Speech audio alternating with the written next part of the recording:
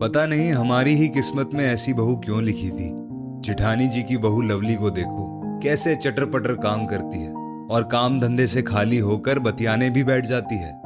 सागर की शादी में देखा हमने, शारदा जी सिर पर हाथ मारकर बोली। सास ससुर के कमरे में चाय लेकर जाती मनी के पांव अपने आप ठिठक गए, क्योंकि सासू माँ हमेशा लवली भाभी की अपेक्षा उसको कम ही आंकती।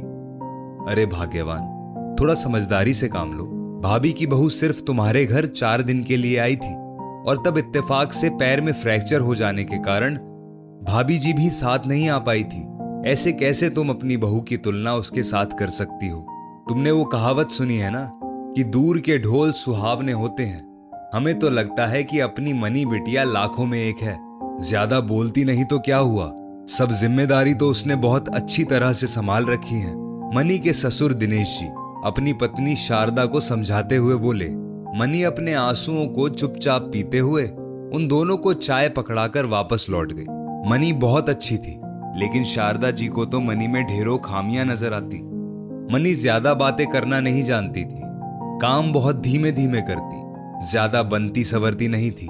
बस यही सब बातें शारदा जी को बहुत खराब लगती और इसलिए वो मनी की तुलना हमेशा मनी से कुछ ही महीनों पहले ब्याह कर आई अपनी जेठानी की बहू लवली से करती। उनकी जेठानी वंदना जेठ जी की नौकरी के कारण दूसरे शहर में रहती थी। उन्होंने अपना मकान वहीं खरीद लिया था। शारदा जी के बेटे सागर की शादी में लवली आई थी। वो शारदा जी का सब कामों में हाथ भी बंटवाती, हर समय बन ठन कर सजी सवरी भी रहती और सबसे बातें भी खूब करती। बस इसलिए शारदा जी उसकी तारीफ करते थकती नहीं थी। शारदा, मेरा बहुत मन कर रहा है बहू से मिलने का। ऐसा करो, मैं नहीं आ पाई तो तुम ही बहू को लेकर हमसे मिलवाने के लिए आ जाओ। जेठानी वंदना देवरानी शारदा से मनुहार करते हुए बोली। जरूर भाभी। और शारदा जी मनी को लेकर वंदना जी के घर चली गई। वंदना जी तो शारदा और मनी से मिलकर बहुत ही खुश हो गई। भाभी, लवली नहीं दिखाई पड़ रही? शारदा ने इधर उधर झांकते हुए पूछा। अपने कमरे में है।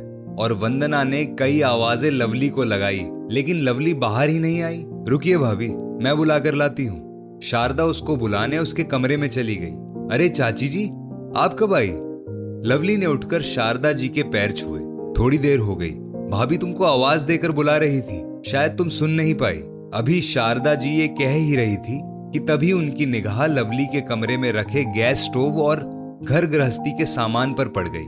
शारदा जी ने पहले तो कुछ पूछना चाहा, लेकिन फिर कुछ सोचकर चुप रह गई। खैर, थोड़ी देर में लवली अपने कमरे से ही चाय नाश्ता बनाकर ले आई, लेकिन ये बात शारदा जी को बिल्कुल भी हजम नहीं हो रही थी और उन्होंने मौका पाते ही वंदना से इसका कारण पूछा, क्योंकि वो इतना तो जानती ही थी कि वंदना बहुत अच्छे स्वभाव की है। जब जेठानी होकर भी वो उनके साथ बहुत प्रेम पूर्वक रही हैं, तो बहू के साथ कोई कमी नहीं छोड़ी होगी। शारदा, अब क्या बताऊं और क्या ना बताऊं।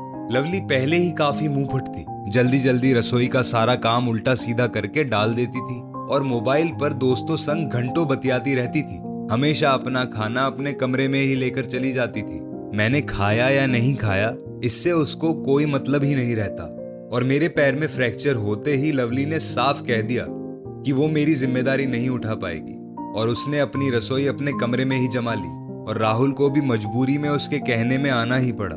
फिर तुम्हारे जेठ जी ने एक कामवाली लगा दी। वो आकर दोनों समय खाना बना देती है और साफ सफाई के साथ साथ बर्तन चौका भी कर देती है। ये सब कहते कहते वंदना की आंखों से झरझराकर आंसू बहने लगे। लेकिन भाभी, मैं तो लवली को बहुत अच्छा समझती थी और हमेशा मनी को उसकी तुलना में कमतर ही समझती थी। लेकिन सागर के पापा बिल्कुल सही बात कहते थे कि दूर के ढोल सुहावने होते हैं, और सचमुच यहां तो वही हालत हो गई। शारदा के शब्दों में बहुत ज्यादा पश्चाताप था। शारदा, तुमने सुना ही होगा ना कि आदमी जाने बसे और सोना जाने कसे। बस जिसके ऊपर बीतती है वही परिस्थितियों को जान सकता है। वंदना अपने आंसुओं को पोंछते हुए बोली। सही बात कह रही हैं भाभी आप, लेकिन हमारी मनी तो सचमुच बहुत अच्छी है। कभी पलटकर जवाब नहीं देती, कभी हमारे बगैर खाना नहीं खाती, और तो और दोपहर में भी हमारे पास ही बैठती है। बस उसकी ज्यादा बात करने की आदत नहीं है, बन ठन कर नहीं रहती और काम भी धीमे करती है। उसकी यही आदतें मुझको अच्छी नहीं लगती थी, लेकिन यहाँ आकर मुझको महसूस हो रहा है कि सचमुच हमारी बहू लाखों में एक है। मैं आज तक बेकार में ही उसके पीछे लवली का नाम लेकर हाथ धोकर पड़ी रहती थी, लेकिन आज से नहीं। और शारदा जी ने आगे बढ़कर मनी का मुंह चूम लिया और मनी बहुत ज्यादा खुश हो गई, क्योंकि आज उसको अपनी सासू माँ की नजर में अपने लिए सच्चा प्यार नजर आ रहा था। दोस्तों, इस स्टोरी को लेकर आपकी क्या राय है नीचे कमेंट करके जरूर बताइएगा। और ऐसी ही और भी बेहतरीन वीडियोस के लिए हमारा पेज जरूर फॉलो करें। धन्यवाद।